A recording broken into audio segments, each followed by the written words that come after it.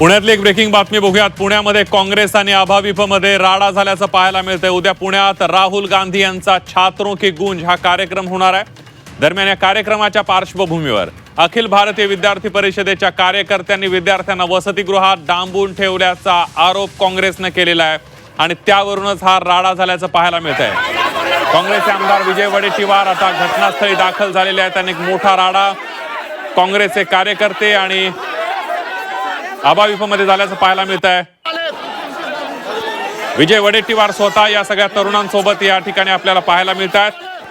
पुण्यात काँग्रेस आणि अभाविपमध्ये राडा झाल्याचं पाहायला मिळत आहे। राहुल गांधी यांचा दौरा पुणे दौरा ठरल्यापासूनच भाजप आणि काँग्रेसमध्ये आरोप प्रत्यारोपांच्या फैरी सुरू झाल्याचं आपल्याला पाहायला मिळालं आणि आता थेट राडा झालेला आहे। काँग्रेसच्या कार्यक्रमाच्या पार्श्वभूमीवर विद्यार्थ्यांना वसतिगृहात डांबून ठेवण्याचा प्रकार समोर आल्यानंतर काँग्रेस आक्रमक झालेली आहे।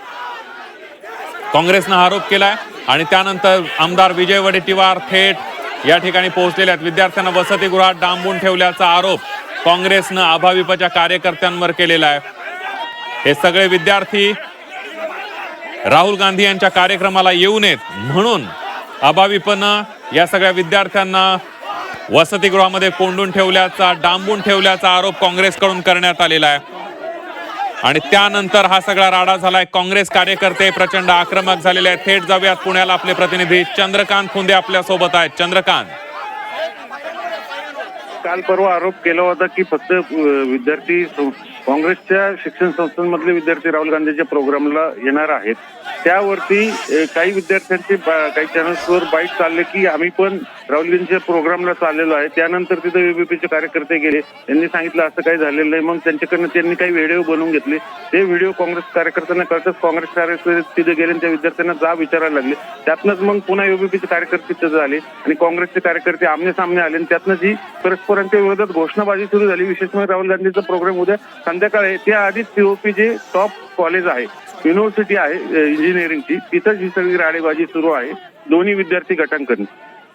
अगदी चंद्रकांत, या सगळ्यामध्ये विद्यार्थ्यांना काही वसतिगृहामध्ये डांबून ठेवण्याचा प्रयत्न अभाविपनं केलेला असा आरोप काँग्रेसने केलाय। काय सांगाल या आरोपाबद्दल, कितीपत तथ्य आहे?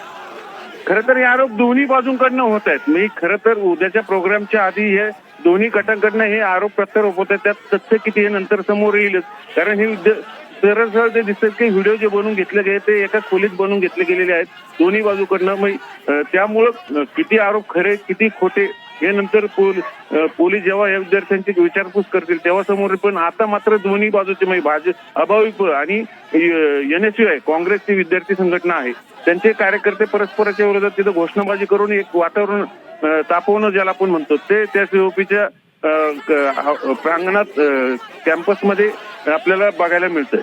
चंद्रकांत, तिथे कडेकोट बंदोबस्त आहे, तिथे काय काँग्रेसचे नेतेही तिथे गेलेले आहेत।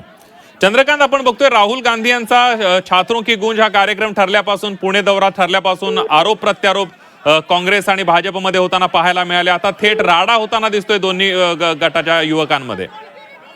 हो, अगदी उद्याचा कार्यक्रम एका अर्थाने या निमित्ताने पुन्हा एक ज्याला आपण हायलाईट खरं तर उद्या आहे, त्याच्या आधीच अशा जे काही घटना घडतायत म्हणजे अगोदर प्रमोशन झालं, बॅनरबाजी झाली, एकमेकावर आरोप प्रत्यारोप झाले आणि त्यातनं पुन्हा आता हे फार साडेबाजूवर हे प्रकरण येऊन थांबलेलं आहे।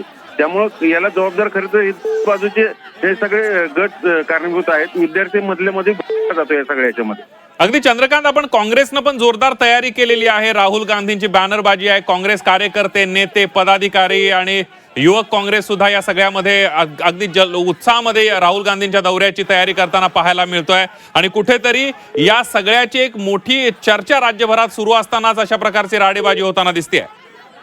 हो, बरोबर आहे। काँग्रेसनं पूर्ण राहुल गांधी त्यांचे पक्षाचे आताचे सध्याचे विरोधी पक्ष नेते आहेत संसदेतले, त्यांचा प्रोग्राम होत असल्यामुळं अख्खं काँग्रेस फक्त राज्यातलं नाही तर देशातलेही सगळे राष्ट्रीय स्तरावरची त्यांची सगळी अख्खी राहुल गांधींची टीम गेली आठवड्याभर तळ ठोकून आहे। सगळे कार्यक्रमाची प्लॅनिंगची तयारी करून आता सगळे कार्यकर्ते रजिस्ट्रेशन झाले सगळ्यांचं।